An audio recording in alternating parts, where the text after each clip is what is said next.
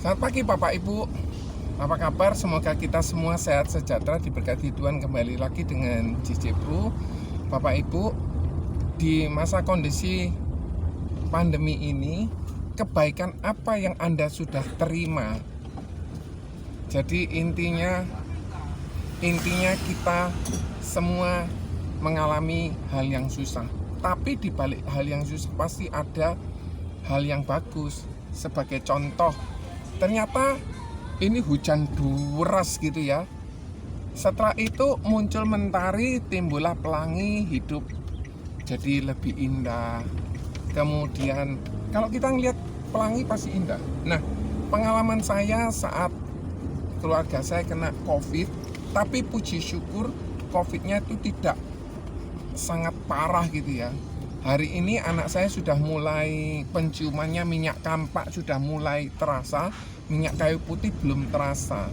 Punya istri saya juga sudah mulai terasa baunya. Kok lama? Ternyata ya memang prosesnya ada yang 2 minggu, ada yang 3 minggu sembuh.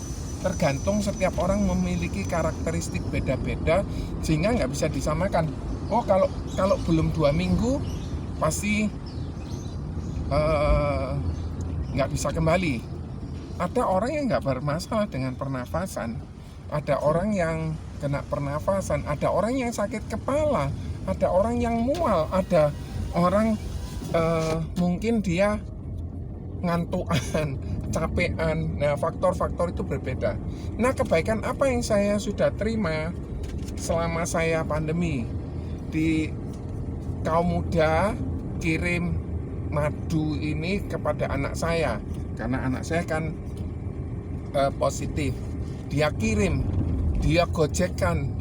Lah, untuk ini kan juga harus beli ya Bapak Ibu. Ini madu, terus kemudian dia harus ongkos gojek juga. Inilah perhatian-perhatian yang mulai timbul pada saat kondisi COVID ini terjadi. Jadi ada kebaikan lah. Teman saya gereja juga kirimi ini ramuan herbal. Pak Joni mau nggak, berkenan nggak saya kirim ini? Saya sih nggak masalah, tak kirim. Kemudian ini saya minum karena kan saya negatif, saya minumnya sesuai anjuran, nggak sebanyak kalau orang yang kena positif. Terima kasih sama CLI ya, terima kasih sama orang kaum muda. Ini juga ada kiriman dari Mawar Sharon Peduli MSP. Ada kata-kata yang bagus, yang sangat menguatkan di kertas ini. Kami berharap supaya pemberian ini dapat menjadi pengingat bahwa Anda tidak berjuang sendiri. Tuhan Yesus memberkati. Kalau mau baca ini, itu rasanya ada tangisan gitu loh. Oh, ternyata masih banyak orang baik di dunia ini yang mereka memperhatikan.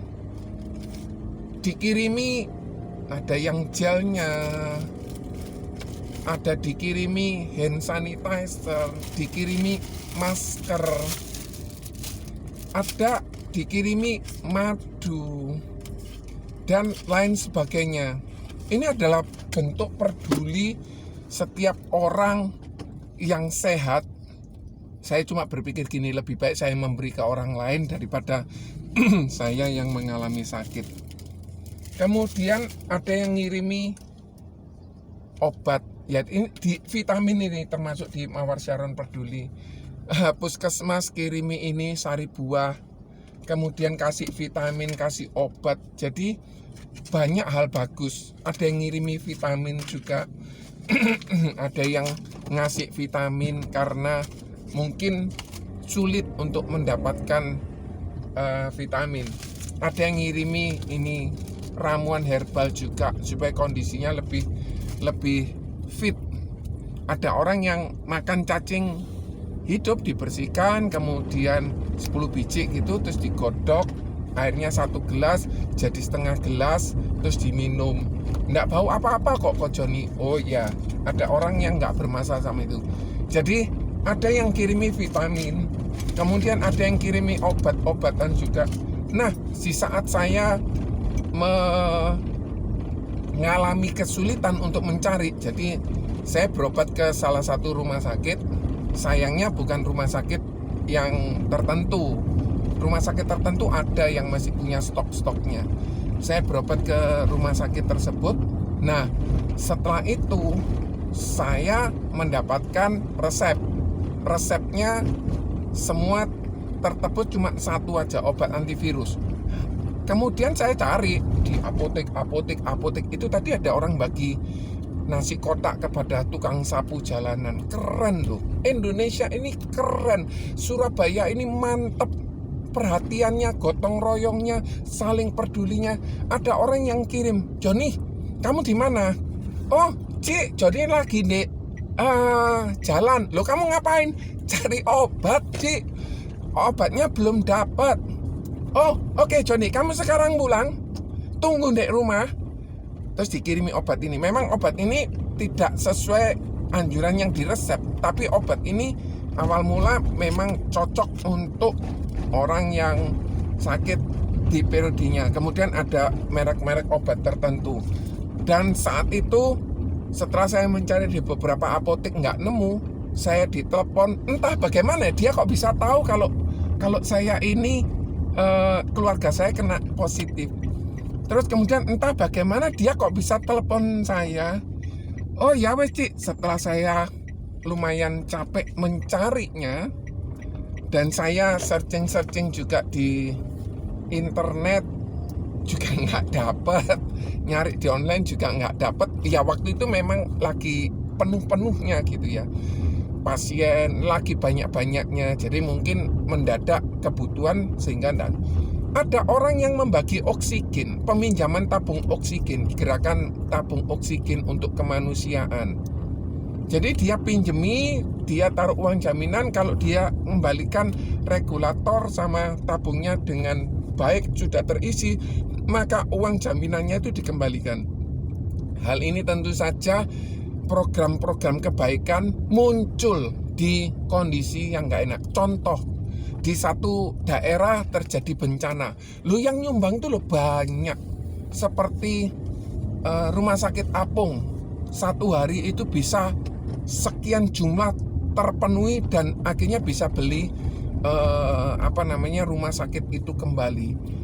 Ada yang membantu, mendingan aku keluar uang daripada aku sakit. Dia enggak apa-apa, karena memang inilah kehidupan, kita bisa saling tolong menolong. Jadi kita tidak cuma melihat segi negatif, segi kekurangannya. Contoh kekurangannya, kenapa di China dalam waktu sekian hari bisa mendirikan rumah sakit? Kenapa di Indonesia nggak bisa? Kenapa di Indonesia obat-obatannya kurang?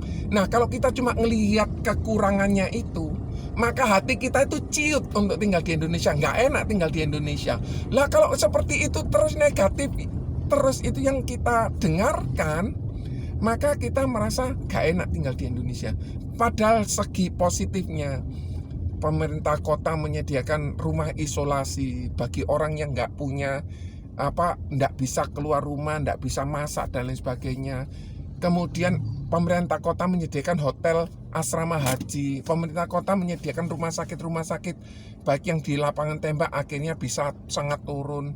Kemudian ada orang di Surabaya juga, dia ngumpulkan dana, kemudian dia masakan, dikirimkan by Gojek loh.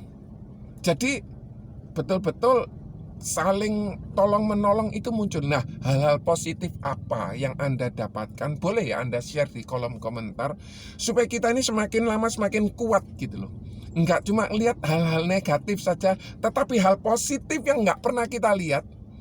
Kalau ini diungkapkan, kalau Anda tulis, wah, semangat bangkit, semangat sehat, semangat untuk kembali kita bisa saling tolong menolong meningkat. Dan itulah Indonesia. Contoh, di satu tempat terjadi bencana, sumbangan terjadi kok. Indonesia sempat ngirim oksigen konsentrator ke India.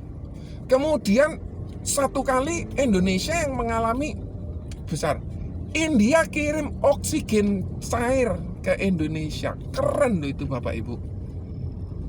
Sama Thor ngasihin kemudahan-kemudahan untuk ngasihin pengisian tabung oksigen dengan harga normal, bukan harga yang ya kita nggak melihat lah mereka yang melakukan kecurangan. Kita nggak fokus ke sana, tapi fokus kita hal positif yang kita sudah terima. Kemudian teman-teman yang memberikan advice gini, Joni, sakit ini itu seperti COVID biasa. Kalau kita makannya bisa begini, ada yang membuat ketenangan sehingga kita tidak jadi khawatir. Joni, ini obatnya habis, kemudian ini begini. Jadi saat saya mengalami keluarga saya ada yang sakit, ya ada paniknya, ada saya buat ketenangannya. Lek panik terus ya ndak akan bisa terjadi solusi. Lek tenang terus ya ndak bisa terjadi. Kombinasi ini bisa kita wujudkan. Jadi dari sini kita bisa belajar melihat kebaikan apa yang Anda sudah terima semasa kondisi ini, sehingga Anda bisa cerita di kolom komentar, sehingga banyak orang yang membaca komentar Anda, dan komentar Anda itu bisa menguatkan orang lain. Keren ya Bapak Ibu. Terima kasih buat komentar positif yang Anda sudah berikan. Semoga bermanfaat, tetap sehat, tetap semangat, tetap produktif terus. Dan kiranya Tuhan memberkati kita semua. Bye.